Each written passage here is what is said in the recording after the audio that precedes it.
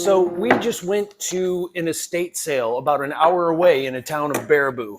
I knew when we were heading out that way that there might not be anything good there, but I still kind of wanted to go. It's been a while since we had a good estate sale here locally, and I don't think I've ever been to Baraboo. So I was like, either way, we get to go to a new town and just kind of see what's happening there. First, we have an estate sale that we're going to go to, which looks pretty interesting.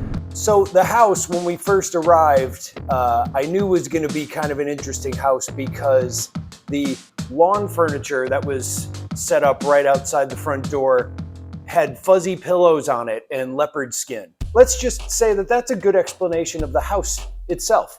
The house was very carpeted, it was very leopard print, and there were a lot of wigs and a lot of hats and a lot of furs.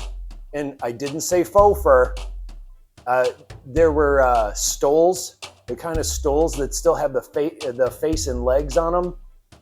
Wasn't quite sure what to think of that, but it was from the past for sure. It was so carpeted that the bathrooms were carpeted.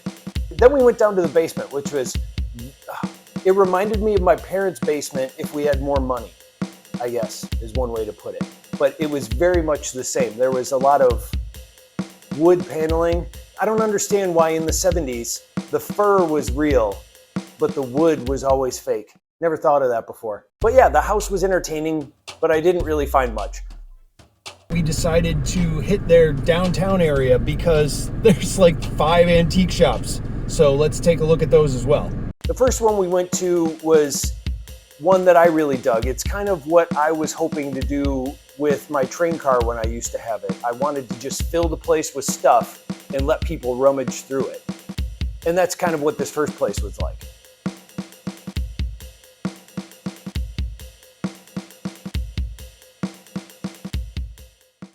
And then right next door, there was another place that was, it had vintage stuff, it had retro stuff, but it also had some modern things and things that were made to look a little bit retro or vintage. Thing was, by the time we got to Baraboo, apparently everything there closes at 4. So when we went to go to the third place, it had already closed. Then we noticed right next door, there was a toy shop. So I went to this toy shop and it was like collectible toys, which of course was great. And I loved looking at all the stuff. But the thing was, I was not prepared to plunk down money for vintage collectible toys. So we just kind of looked around and I felt like the shop owner was kind of annoyed that we didn't buy anything, even though he showed us his special back room that he had. Let's see what I actually picked up from this little trip. I found this Donald Duck. I don't think it's a bank.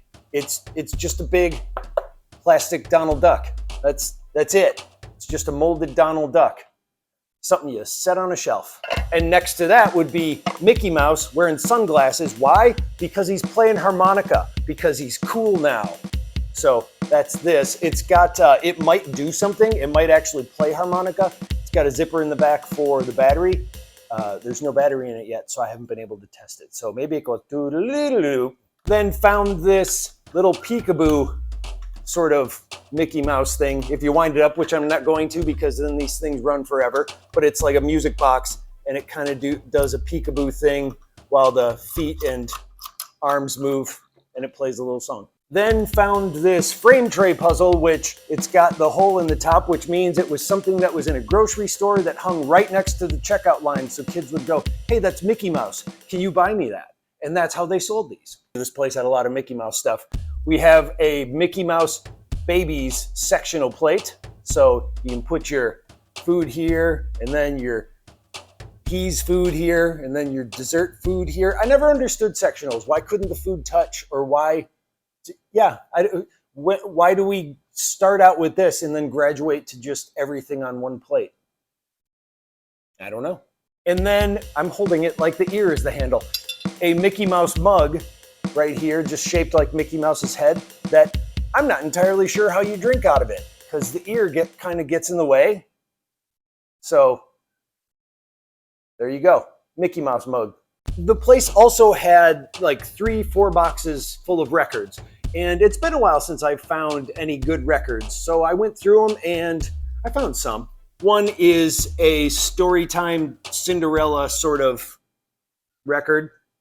Then we have the Tail Spinners for Children, Nutcracker Suite, which is also just a retelling of the story of the Nutcracker with music, and it's got great album art right there. This album called The Little White Duck and Other Animal Songs and Stories. So it's just a collection of children's tunes. And a copy of Osmonds, not the Osmonds. This album is just Osmonds, like Madonna. So this record is a double record, and it utilizes that property to make a little inside poster with lyrics of the Osmonds right there. A Rudolph the Red-Nosed Reindeer album, Disney's Sorcerer's Apprentice. And it says on the other side, side 2, it has the story of Pinocchio, Ferdinand the Bull, and the Flying Mouse. So apparently the Sorcerer's Apprentice fits on one side and then 3 other stories fit on the other. Beryl Burney tells the story of Snow White. I'm really digging the album artwork on all this stuff. The musical story of Peter Pan. And then that also has some cool illustrations on the front. Favorites from Mary Poppins, which means that it's an unauthorized version of people copying the songs and making an album out of it. I never understood how they got away with that. And then 2 interesting things that were, I'm going to say, an impulse buy. One of them is this monkey. We don't know what it does. It has a soccer ball. It's wearing a soccer uniform, I think. The shorts keep wanting to fall off.